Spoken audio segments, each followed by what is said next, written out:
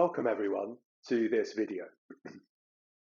And today what I'd like to talk about is how we decide or how we measure, for example, the way in which we practice each day. What I mean by that is that some of us may have a reasonably regular yoga practice. It may consist of perhaps going to a studio once or twice a week or more, but we may also have a home practice to a certain extent. Now, it's important to remember that one of the skills that yoga helps us to develop is what we might call an inner awareness or a sensitivity to that which is arising within us at any given moment.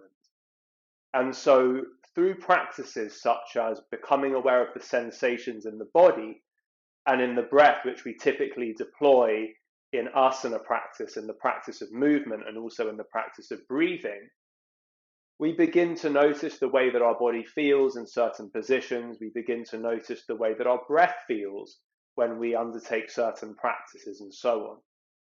And what this gradually keys us into is a much more subtle level of awareness of the way that our energies are feeling on a day-to-day basis and the way that our bodies are feeling. So for example, some mornings I wake up and I'll do a forward bend in my practice and I notice that my hips are tight, the backs of my legs are tight.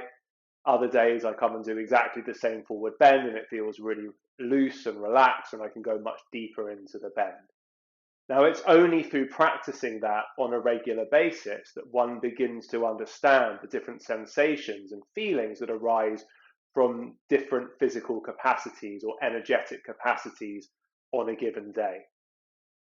And so at a more subtle level, what yoga helps us to do slowly but surely is to notice our energy levels. Now, when we're constantly directing our attention externally and when we're constantly entangled with what needs to be done from an external perspective in terms of the things we have to do each day, the duties that we have, the responsibilities and tasks that we have ahead of us when we wake up, we may be so focused on just meeting those goals, regardless of how we're feeling, that we just plunge ourselves into the day, typically maybe with some coffee or other things that help us to feel energized, and we go about our day. Now, from the yogic perspective, what we would really want to do is, if we could find the honesty and the courage to do it in this way, is we would notice how we're feeling in the morning. And based on the way that our energy felt, we would then try to plan our day to the extent that we could to fit in with the way that we were feeling. Now, in the modern world and with the way that we have responsibility stacked upon us, we can see that this could be quite a challenge. And that's something to reflect on anyway, which is what decisions have we made in our lives, which mean that actually we're not able to pay attention to the way that we're feeling on any given day and not go to a place of what I often call deficit, energy deficit over a period of time, which can lead to imbalances. Now, one of the ways to practice this is actually with our own personal practice, because we may notice that on a particular day, we just simply don't have the energy to do 10 rounds of sun salutations or to stay in postures for a very, very long time or to do a more intense vinyasa practice, for example.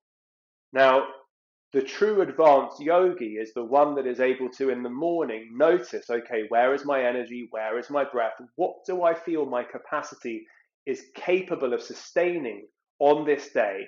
Not only based on how I'm feeling now, but based on the fact that I know I've got a busy day ahead of me.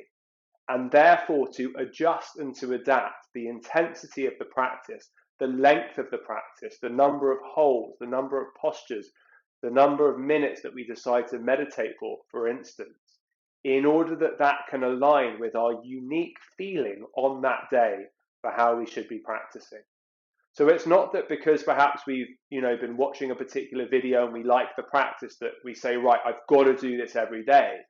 At some point, if we are not aligned with how we're feeling and we do a practice that takes too much out of us, we actually end up contravening one of the main pillars of yoga, which is this concept of ahimsa, of non-violence.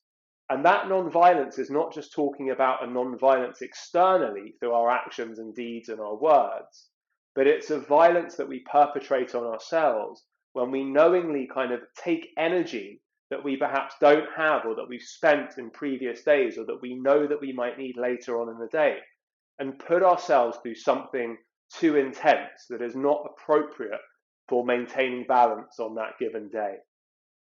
Now, this is something that I think is quite important because if we reflect on this teaching, or this lesson, if you like, in other areas of our lives outside of practice, we notice that we are habitually pushing the boundaries of our capacity, habitually doing things that perhaps don't take into account where we've had busier weeks or slower weeks. And of course, if we've had a slower week, then the opposite is also true. We may find that we can push into a more intense asana practice, sit on the mat for longer doing pranayama, and so on and so forth. But the whole thing comes back to what we said at the beginning, which is progressing our ability to understand and to be aware of how we feel on any given day. And the practice of yoga, building sensitivity to that state, and also giving us the courage and the mental flexibility to be able to adapt to how we're feeling in that moment and to respond with a practice that supports us and sustains us rather than depletes us and leads us towards imbalance. So do take a moment to reflect on this. Think about it in terms of your own practice and your own lives, and we can all see how we can bring this more and more fully into our practice and into our lives too. So many thanks for listening. Take care, and I'll see you again soon. Namaste.